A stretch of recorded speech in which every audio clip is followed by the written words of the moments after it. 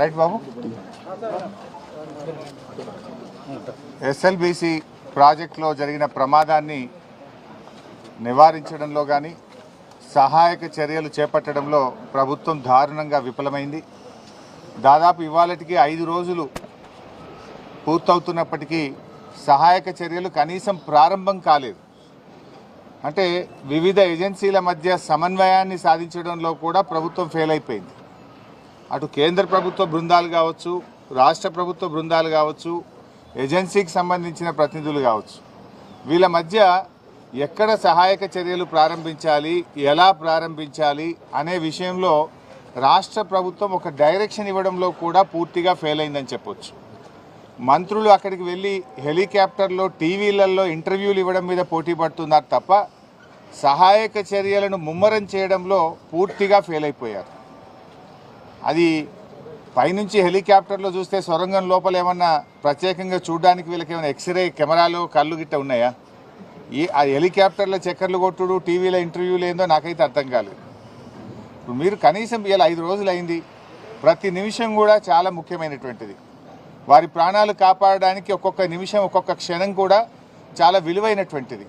మీరు ఎంత తొందరగా సహాయక చర్యలు ప్రారంభించడం ద్వారా వాళ్ళ ప్రాణాలు కాపాడే ప్రయత్నం చేయాలి. లోపల వాళ్ళకు ఆహారం లేదు, త్రాగునీరు లేదు, మరి వాళ్ళు ఎలా 5 రోజులు జీవించాలి? సో దాని మీద మీ శ్రద్ధ కరువైందేమో అనిపిస్తూ ఉంది. అసలు ఇప్పటి వరకు సహాయక చర్యల ప్రారంభమే కాలేదు. మక్కు తీయడం కానీ, ఆ టన్నల్ బోరింగ్ మిషన్ను తొలగించాలా, అది అడ్డంగా ఉన్నటువంటి పార్ట్స్ తొలగించాలా, ఆ మక్కుని ఎలా బయటకు తీయాలి, ఆ మక్కు తీస్తే మళ్ళీ తిరిగి పైనుంచి కొలాప్స్ అవుతుందా, ఒక అంచనాకు రాలేకపోతున్నారు, ఒక అవగాహనకు రాలేకపోతున్నారు. అంటే ప్రమాదం జరగడం దురదృష్టకరం.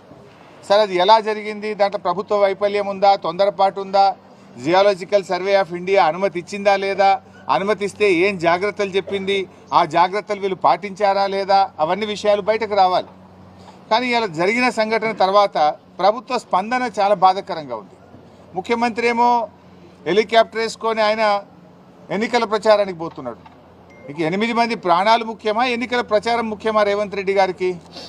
కనీసం ముఖ్యమంత్రి అక్కడికి వెళ్ళి ఆ సహాయక చర్యల్ని ముమ్మరం చేయడంలో కానీ, ఒక డైరెక్షన్ ఇవ్వడంలో కూడా అటు ముఖ్యమంత్రి గారు, ఇటు నీటిపారుదల శాఖ మంత్రి కూడా పూర్తిగా ఫెయిల్ అయిపోయారు.